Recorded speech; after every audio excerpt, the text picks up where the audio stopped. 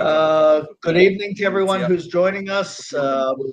Depending where you are, if you're in Canada, Eastern Standard Time, it's just past midnight. And if you're in Israel, it's 7 o'clock in the morning, Thursday morning. So it's either Wednesday midnight or it's Thursday morning, 7 o'clock in Israel, or just after 7 o'clock in Israel. I'm Meir Weinstein with Israel Now, and I'm joined with Baruch Ben Yoseph, good friend of mine, and he's on Har Bayit right now, and we're going to be discussing Har Bayit. We're also going to be discussing the Parsha. It's Parsha Ki Tavo, and Baruch, in this Parsha, we learn about the mitzvah of to be besimcha with whatever we do, and not to be despondent or anything. We've seen, it's been quite a year for the Jewish people. I'm sure the reports that everybody read in the past 24 hours, pretty happy about it's being attributed to Israel with the beepers and the cell phones and the laptops and everything else. But how's the mood in Israel right now?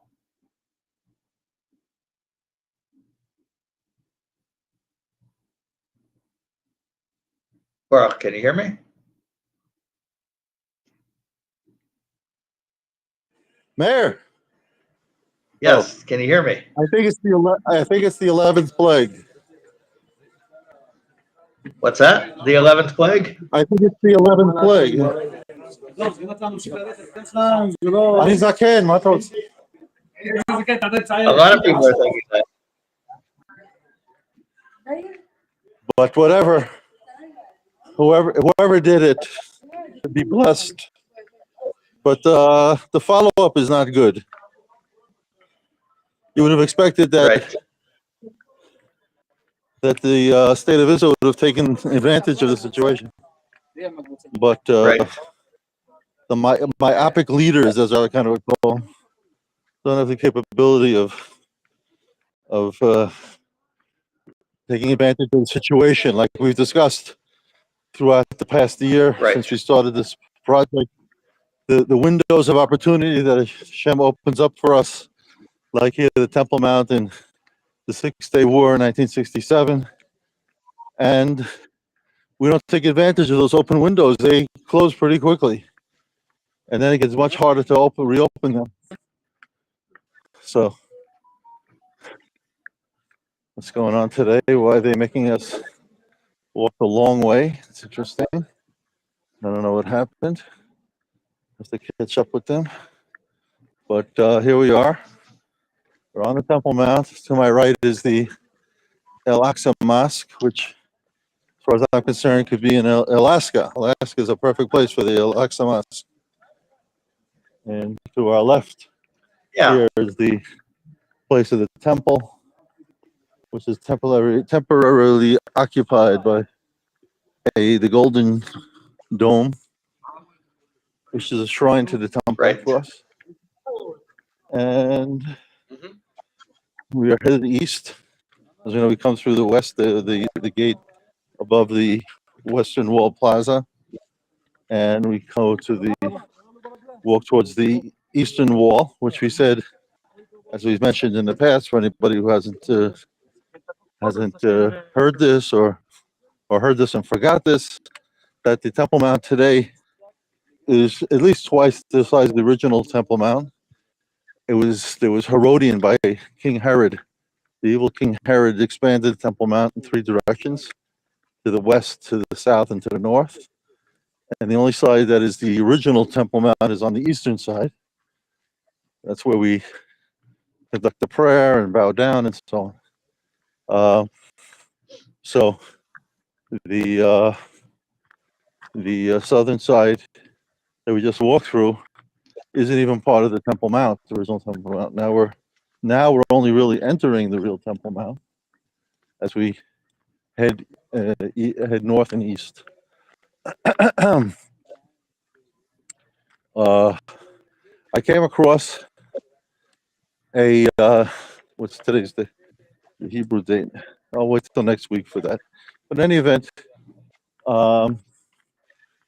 the portion of the week, as we said, is Kitavo. And when you come into the land, we're told when you come into the land, you have responsibilities that you didn't have in the desert, in the exile. Okay, the desert's the exile. That's what the exile is. It's a big desert. When you come into the land, everything changes. The land of Israel is a holy land, and then there's all the commandments that were given to be kept in the land. And one of the first mitzvot that we're commanded to do is what's called the Bikkurim, bringing of the first fruits that person has every year. The first fruits are always the considered something special, and a person has to go into his field when he starts seeing the fruits starting to grow on the trees, and he sees the first fruits, and he puts a some kind of marker on it so that he knows which are the first fruits, and then he takes all these first fruits and puts them in a makes a very nice kind of bowl or platter to put them in, and then bring them up to the temple as what we called the mitzvah Bikkurim, the mitzvah of bringing the first fruits to the temple, and gives them to the Kohanim. He goes through the whole process, things that have to be said.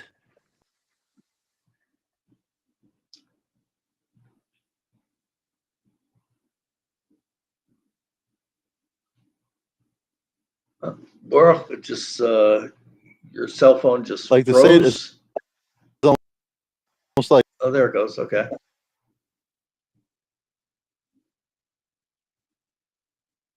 like the Seder.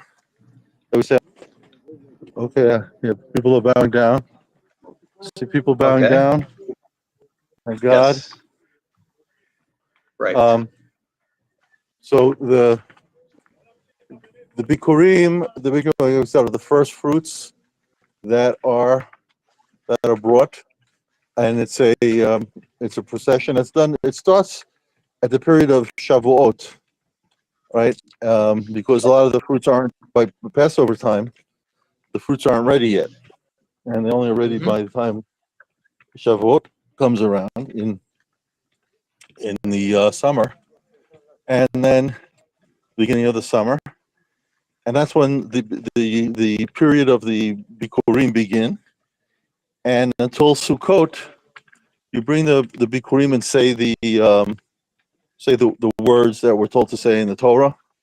Just basically recounting Jewish history from the time of the forefathers, and then through Egypt and coming into the land, and then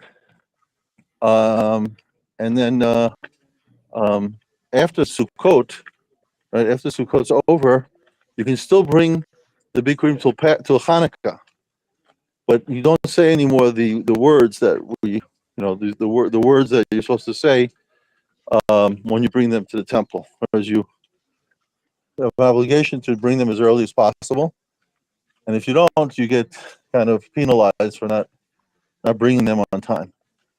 Okay, we have some more bowing down. We have here the rabbi, the Rosh Yeshiva bowing down here, and wow, everything's good.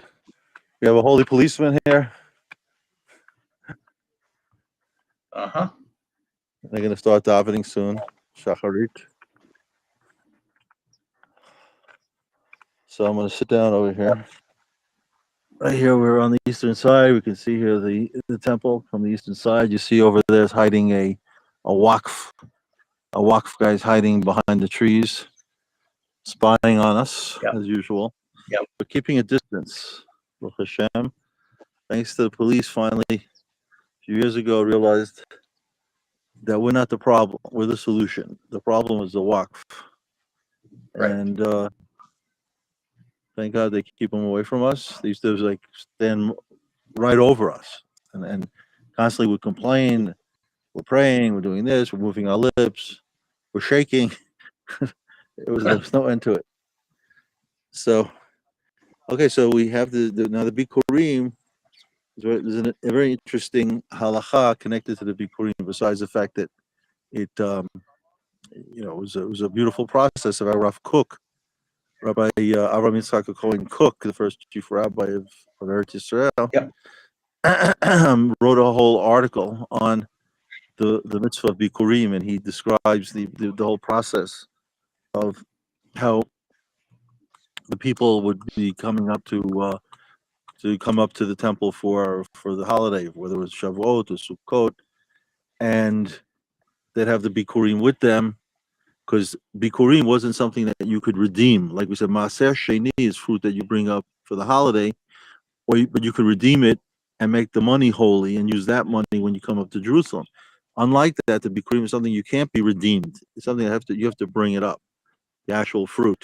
And the only fruit you're allowed to use are from the 7 species that Eretz Yisrael is blessed over. We have of course, the grapes and the pomegranates and the olives and the figs and the dates. And part of those fruits, also another 2 fruits, are the wheat and the barley. Wheat and barley, you can say, well, those aren't fruits, but apparently at some point they were fruits. And what we have today is something that's resembles the original fruit, but is now something else. In fact, there's an opinion that the forbidden fruit that Adam Arishon, the first man, ate in the Garden of Eden was from the wheat. So the wheat was apparently at least the wild wheat before it was cultured into what we know of today was like a fruit. It was whatever. Okay, I'm not the expert on it, but that's the idea. So we have those are the 7 fruits. The you take this platter. It could be made of straw. It could be made of gold, depending on how wealthy you are. And Right. decorating it with the fruits, and then carrying it up from wherever you lived. Okay, no matter how far away you lived, carrying up the fruits, bringing them on the holiday to the Kohen inside the temple, reciting the words that we're told to recite, while the Kohen is basically has his hands under our hands that are holding the platter, and raise the platter and lower it, and then give it to the Kohanim, to the priests as a gift. So I was saying before, the Rav Kook in his article describes the whole process, and it's a very beautiful article to read. But the interesting thing is in the Babylonian Talmud, there is no tractate of Bikurim. There's only the Mishnah.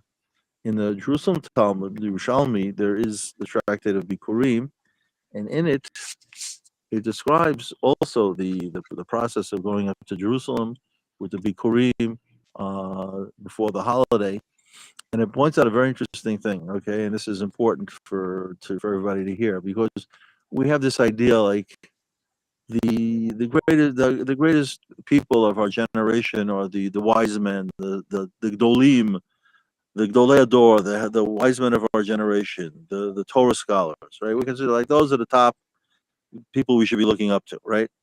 And to the point where when a rabbi enters a room, everybody stands up to honor him with the Torah that he has learned, right? But the Gemara there in the Jerusalem Talmud, in the tractate of Bikurim, says that in those days, there would be artisans on the roads going up, and they would sit on the roads and do the work. They work on the roads. They didn't work inside a factory or inside some kind of building. They would sit outside on the side of the roads and do their work, and people would stop by and buy things or order things, whatever. It was all kinds of different artisans.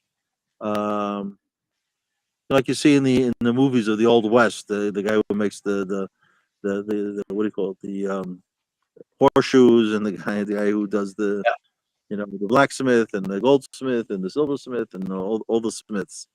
So it says that the people that are working on the roads, when they would see a rabbi walk by, they wouldn't stand up. because they're in the middle of working. And when you're in the middle of working, you have no obligation to honor those rabbis, those scholars, even though they're great wise men of Torah. Whereas when they saw the people bringing up the Bikkurim, right, who could be just very simple people, bringing up the Bikkurim, they'd all stand up. They'd stop their work and stand up in their honor because they're doing a great mitzvah. And the great mitzvah supersedes all the Torah that these wise, great men learned. So I think it's a very, very important point. A very powerful point to understand that. Now they're starting to recite the thing. So I'm going to join them, and you guys can listen in and join us in the prayer here on the Temple Mount. People.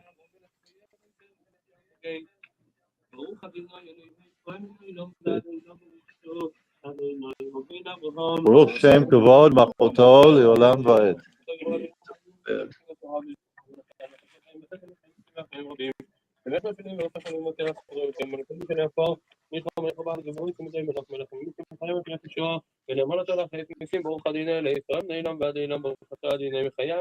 Baruch Shem Kavod Machoto Leolam Vaed.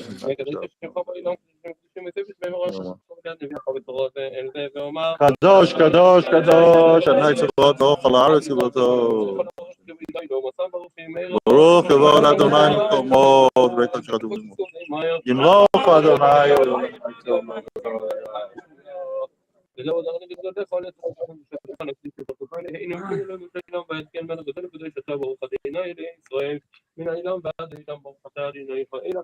Baruch Shem Kavod Machoto Leolam Vaed.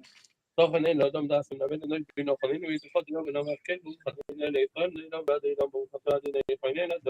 Shem Kavod Machoto Leolam Vaed. שבאנו ובינו לצרתך וקרבנו מלכנו לעבוד יצרך וחברינו בסביבה של עמנו לפניך ברוך אדוני ישראל זינם ועד אילם ברוך אתה אדוני ברוך שם כבוד מלכותו לעולם ועד. אנחנו נבינו כחותנו מחלל לנו מלכנו כבושנו כמשהו וצלח אותו ברוך אדוני ישראל זינם ועד אילם ברוך אתה אדוני חנו המפל ישראל ברוך שם כבוד מלכותו לעולם ועד. מכל צרתנו למען שומר חובת צלחנו בכל מלחמה יצאנו כי אין גואל חזק כתוב ברוך אדוני ישראל נעלם ועד אילם ברוך אתה אדוני גואל ישראל ברוך שם כבוד מלכותו לעולם ועד. איפה אינני למה נופל שני ולבשק נרצנו הטוב על הרפואה שלמה לתוכל תחנו ינרחום לחובנו לחוב לחובתנו כי מלך ופן אמנו וחומנו אותו ברוך אדוני ישראל נעלם ועד אילם ברוך אתה אדוני רפך גם ישראל ברוך שם כבוד מלכותו לעולם ועד. Yeah, we have a Kohen here, so we'll have the cut Kohanim soon. Hang in there. Here's our Kohen in uniform.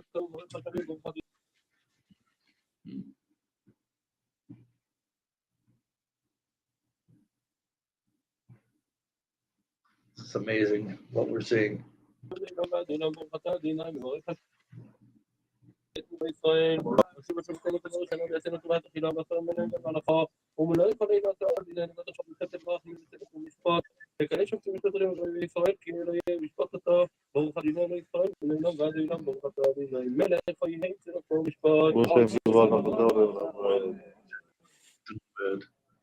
משובדים על פי תקווה בכל המינים ובד ובכל ידיים בכל נראה קוראים ובשתי ישראל ברוך הוא בתקוותנו וצדיקים ובסייגו מלכות אדוני לראש הכירות וברך מגדול ומנו ברוך אדוני לישראל נעלם ועד אילם ברוך אתה אדוני שבר אויבים ומחיה לידי ברוך שם כבוד מלכותו לעולם ועד.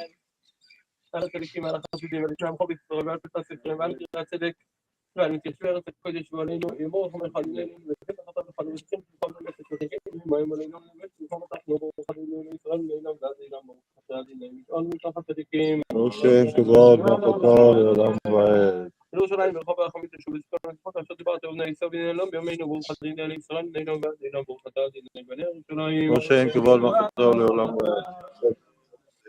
דוד עבדך ותצמיח קטנה יותר ומצרפך כאילו יצורפך כאילו בכל ים כאמור שמצמיח קרן לדוד אורח תינונים שחיו יבוא אבל ביטוי שאתמולוג יצוק נזרועי ברוך אדוני לישראל נעלם ועד אילם ברוך אתה אדוני מצמיח קרן ישועה ברוך שם כבוד מלכותו לעולם ועד. שבא כל עילה דינני מחוץ ורחם עלינו ותקבל בעצמי ובוצענו תפילתנו כן תמאס ולספרים אותו מפניך מכינו כל בתשבינו לפנינו וענינו שמה תפילתנו כתוב להצלת עמך ישראל ברחמים ברוך אדוני לישראל נעלם ועד אילם ברוך אתה אדוני שומע תפילה ברוך שם כבוד מלכותו לעולם ועד. Here the Kohanim are going up. We'll stand right in front of them. Good, good.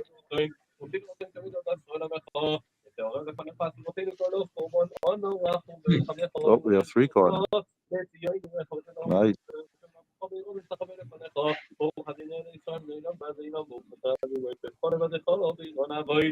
Moshem Kabal Machoto Leolam Vaed Modim Anachnu Lach. All right, here we go, guys. It's a big chance to get a blessing from the Kohanim on the Temple Mount. Who would have believed it? Wow. Moshem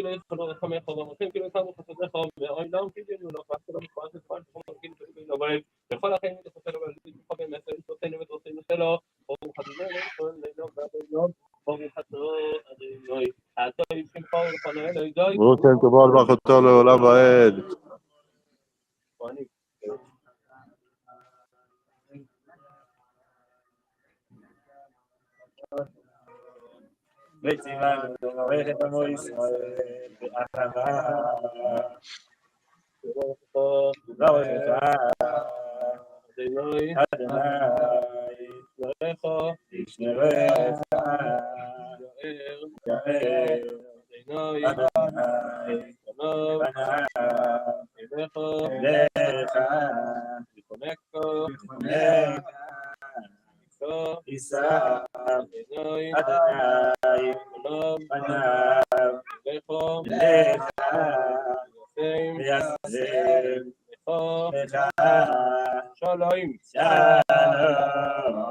Baruch Shem Kabal Machoto Leolam Vaed. There we go. Wow, that was great.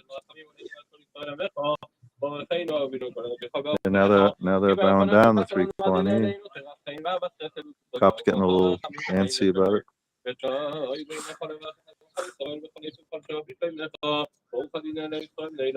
Wow. Moshem Kabal Machoto Leolam Vaed. Okay.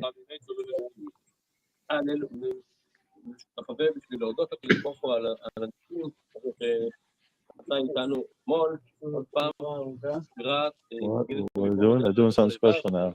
Doing Hallel. Huh?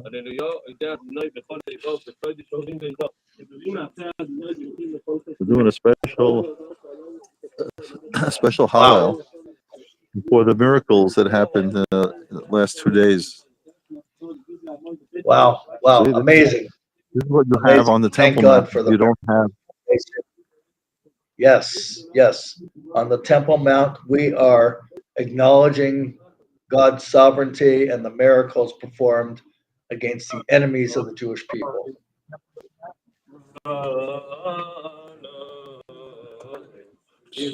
Amazing. Doing a Hallel, loud Hallel, guys. Wow. Amazing. This is See, incredible. we got to be. See, this is real Judaism because it's fluid. It flows with the things that happen. It's not stagnant. Well, Right. What does the halacha say? No, we have here the ability to. Yeah, they're dancing. Nice. We're Very dancing nice. on Harabayat. We got to Yes, see it. dancing on the Temple. Wow.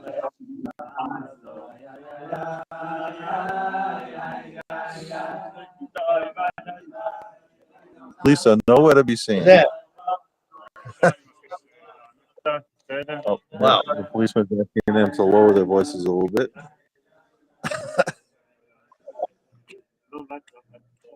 Unbelievable. Okay. See? History in the making. Yes. That's It where we is. are. And we'll increase the amount of people coming up and more Basimcha on Harabayat.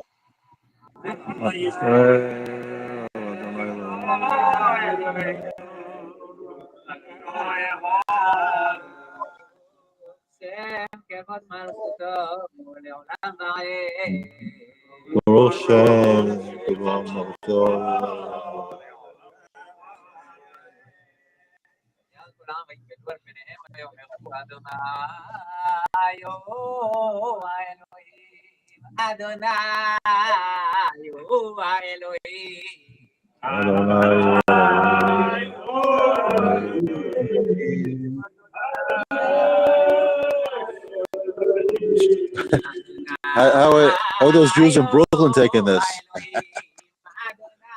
Think they can handle it?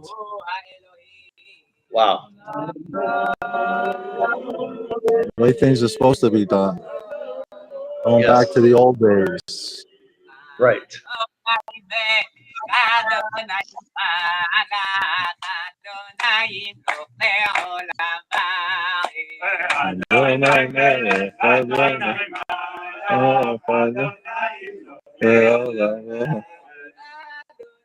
You know, last week, Bibi, they came out and said that Bibi's having a special meeting with the Prime Minister, with the heads of security about the violation of the status quo by the Jews on the Temple Mount because of Ben Gvir. Has nothing to do with Ben Gvir's not here. This is simply a victory of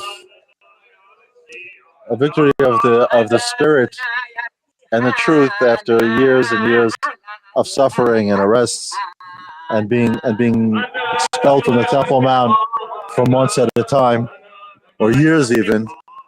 We finally now have things going the right way. The cops aren't doing anything. They are. They're standing far away and ignoring. Good. Okay, now.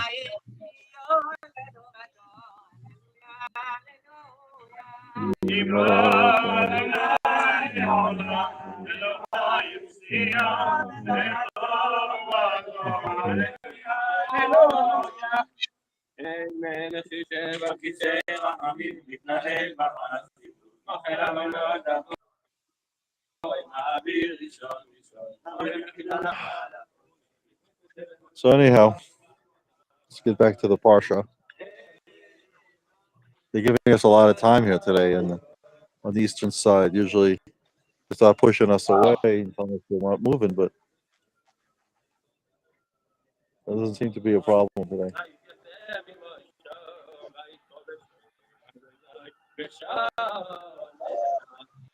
Oh, Adonai, Vayikra. Adonai, Adonai. Okay, so we discussed the Bikkurim, and the portion is very, of course, because it deals with the Bikkurim and other things connected to the land of Israel. It talks of the greatness of the land of Israel, and for the first half of the portion. The second half of the portion is a terrible rebuke. That's that. What are you doing the Kaddish now? It's a terrible rebuke that Yep. because of the fact that the Jews turned their backs to Hashem, worshipped idols and whatnot, and stopped coming to the temple, stopped serving Hashem. Remember this is interesting because when you look today at what's going on, right? On the one hand, there's this spirit amongst the people to fight, right, the enemies, destroy the enemies, okay, in Gaza and in Lebanon, wherever, and they're fighting and people giving their lives. At the same time, the war's dragged out now for almost a year, and who knows when it's going to be over. Now it's just first really starting seriously in Lebanon, I assume, with the way things are going. But it's like, why is it dragging out so long? Why didn't they? Why, instead of pulling 100,000 Jews out of the Galilee, they should have immediately attacked Lebanon from the very first day.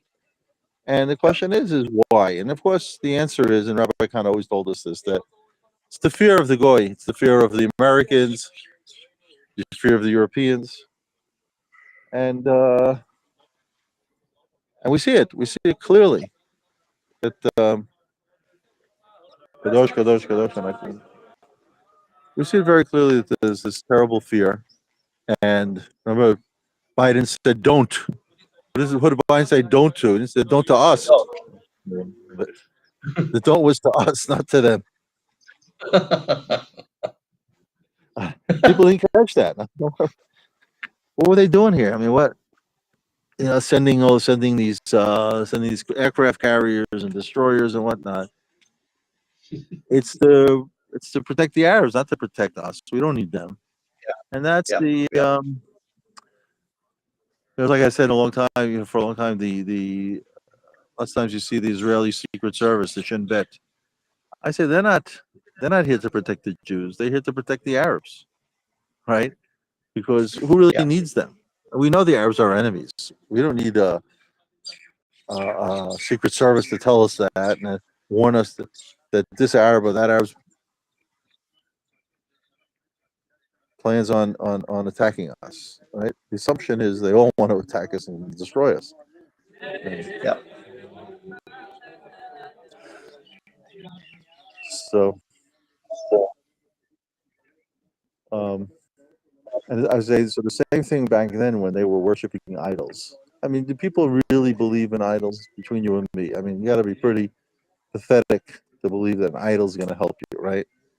But if you want to have relations with the nations around you who are worshiping idols, then you want to be like them, right? You don't want to be different than them.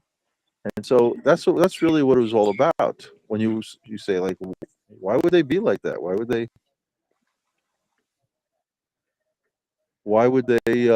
they be so stupid to worship idols? And the answer is that they just wanted to have this connection to the nations around. The same problem that we face today.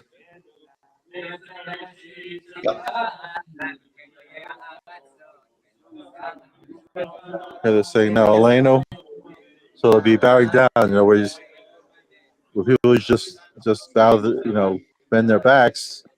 When they come to this, they'll be bowing down. Here you see now. Here they go. All right, everybody's bowing down. Wow. Even the women over there are bowing down. Everybody's doing it.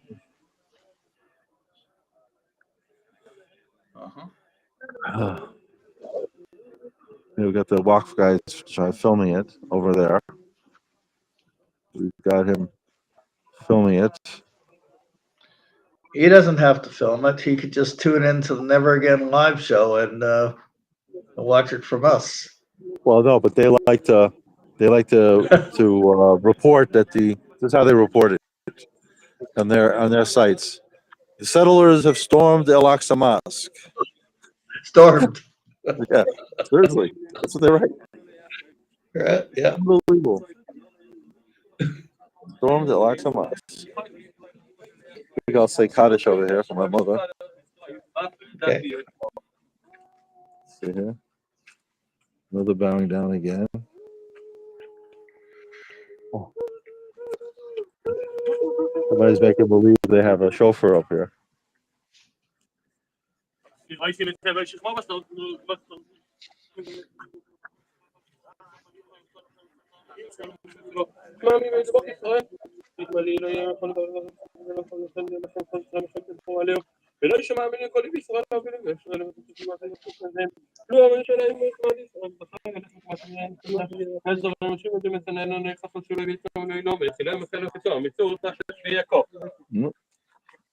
One more.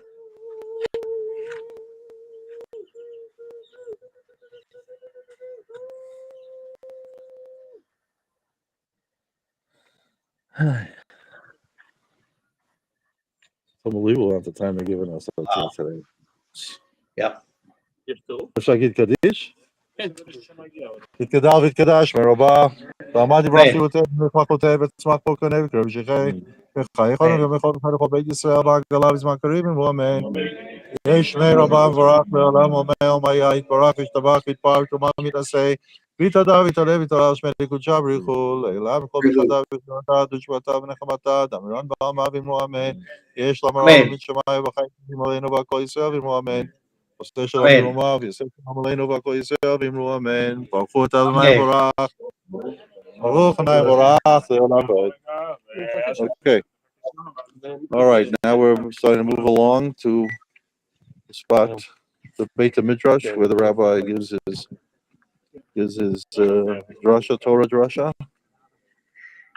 And wow, we're gonna get out late today.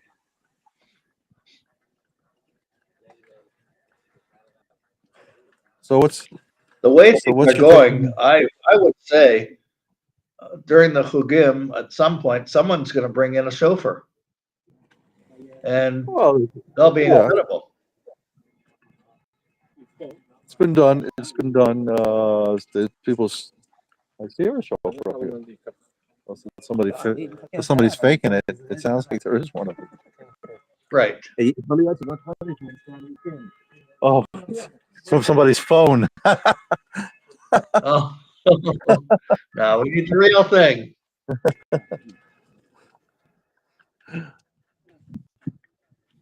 Okay, so we'll keep a little distance. So don't bother the rabbi. All right.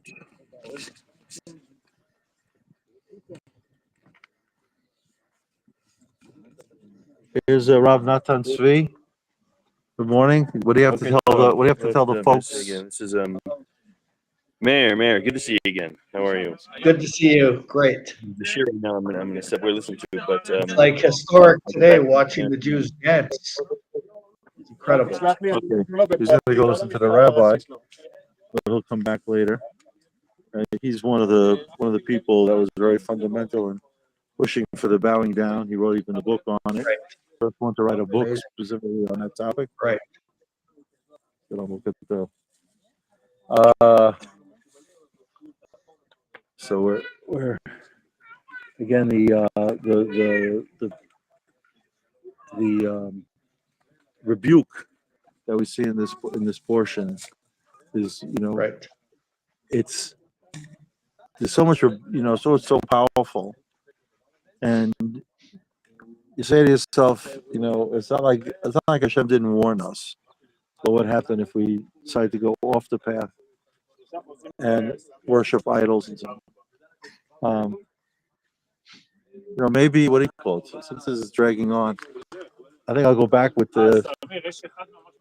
some guys are going back, so I think I'll just go back with them because it's going to take a long time today, and it's already 7:45, so I'll walk back with the people going back right now.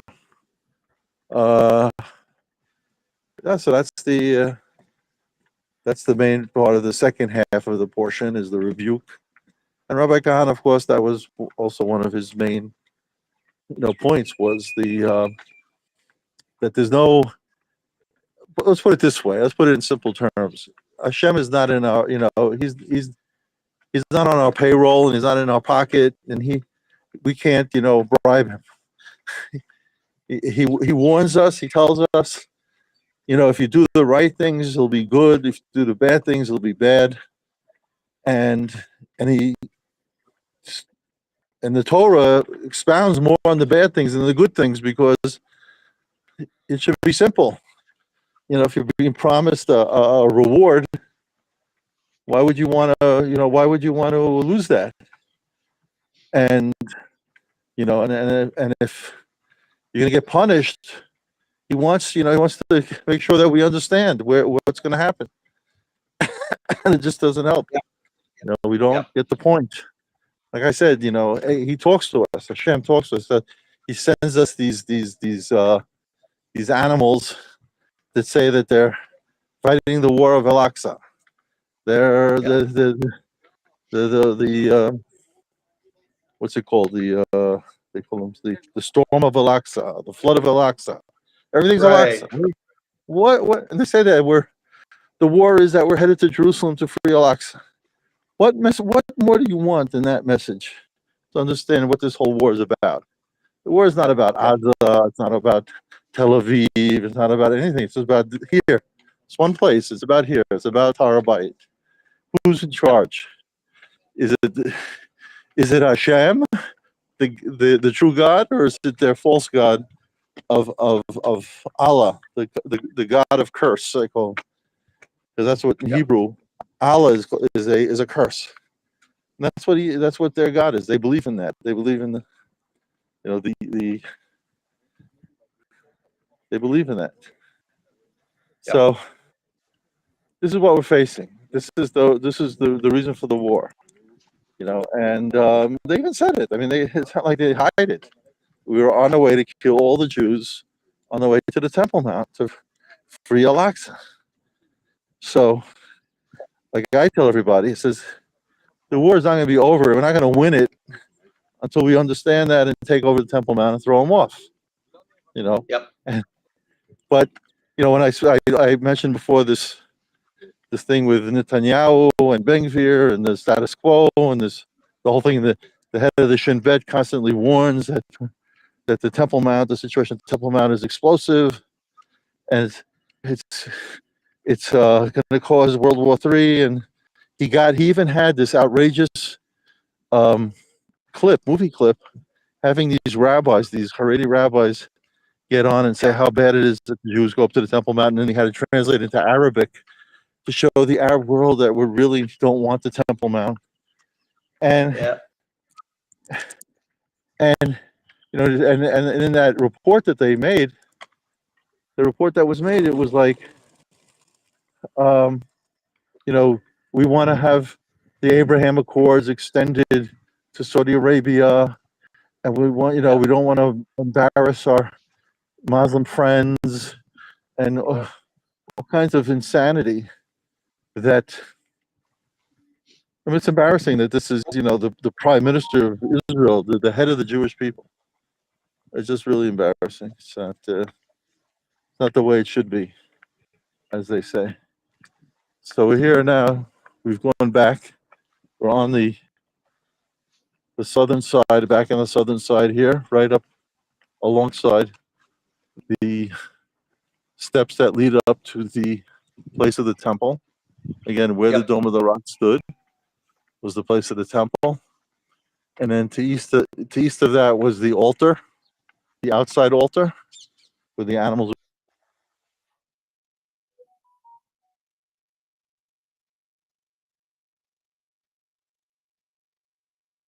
where the Sanhedrin, the court of the hewn stone, where the so we see it's nice and quiet here, right? I mean, all these Jews praying on the Temple Mount and bowing down. It's going to cause World War III. Look at this. Does anybody see here World War III about to happen? There's nobody here. Yeah. There's nobody here. It's just unbelievable how the Jews scare themselves into believing. It's like one of the things of the rebuke is that we fear the noise of falling leaves. So ridiculous, You hear the wind blows the leaves in the treetops, and you hear the leaves falling, and you're scared of that. There's nothing there. There's nothing to be afraid of. Right? So, as I said to somebody, I says, I'm really not interested in talking about solutions for what's happened here, because the only real solution for what happened here was that on October 8th, the people of Israel should have come to the followers of Rabbi Kahana and said, listen, we messed up. We didn't listen. We didn't realize that your rabbi was right. We didn't listen to him. In fact, we did everything possible to shut him up. But it turns out that you guys were right. So here, take the state and run it, because we don't know how to do it. We can't do it, because they're so bought into the to the nations that they can't free themselves. They're slaves to the nations, and they can't free themselves. We were taught the exact opposite. That's obligation to not be part of that. So that's where we stand as we approach the new year, and we have till the new year. We have, I think, 2 weeks, right? We have next Shabbat. Yep. Just a little the bit. last Shabbat before Rosh Hashanah, and then we'll come up before Rosh Hashanah, and then we'll start the new year, and we'll hopefully in this coming year, maybe the Jews will, wake up. It's all a matter of numbers. You see, it's a matter of numbers. When we were just a handful of people, we couldn't get anything done here. But finally now, we're getting things done. Right. So as we leave, okay, so we're wish everybody a Shabbat Shalom. And come to Eretz Yisrael, come to the Temple Mount. We got to start working on that idea, the mission of Jews from North America to the Temple Mount. Yep. Because we have to make a statement to the Israeli government. The Jews throughout the world want a temple. They want the Temple Mount. They don't want to be, like the Jews were for thousands of years without the temple. Without the Temple Right. Mount. Okay, just descended from the Temple Mount. We cut it a little bit short, but the way things were going today, they would be up there for another hour or so. Right. That was remarkable. Incredible. Yeah. That's the story. Anything, last words of wisdom there that you can expound upon us here? Well, over here, in North America anyways, various pro-Hamas organizations are saying that they're going to mark October 7th, 1 year anniversary. They're going to be celebrating, and I announced that we're going to organize counter protests against them. And then I make a comment yesterday that we're going to hand out beepers to pro-Hamas people that day. So they're going crazy. You got these various Muslim organizations right now, and they're saying he's threatening to murder all the Palestinians, and frankly, I use the term the pro-Hamas people. So they're, I guess, defining for me that means all these so-called Palestinians are pro-Hamas, which is Of course. pretty interesting Of course. when you think about it. Yeah. Of course they are. That's what they are. I mean, it Yeah. shouldn't surprise us. But, why shouldn't they be? I mean, the Arafat and the PLO, they're just a bunch of criminal. What do you call them? Organized crime. They're not the real thing as far as the Muslims are concerned. Right. So I'm sure they're paying attention to, or they'll pay attention tomorrow to this particular podcast on Har Bayit and everything that was going on with the singing and dancing and praise to God for the miracles. That they'll take note of that, and I'll reemphasize that yes, we are Simcha, which means we are full of joy for us when we read and we see it on social media reports of what has just happened in the past 24 hours to Hezbollah. And I haven't really followed it that much. What's been the response worldwide to it?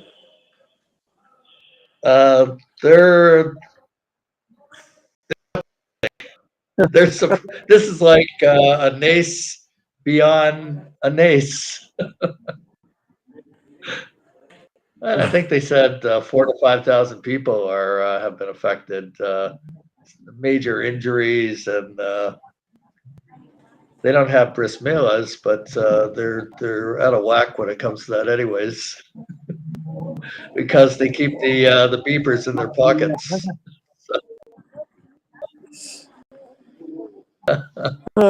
So, all right, good things are happening.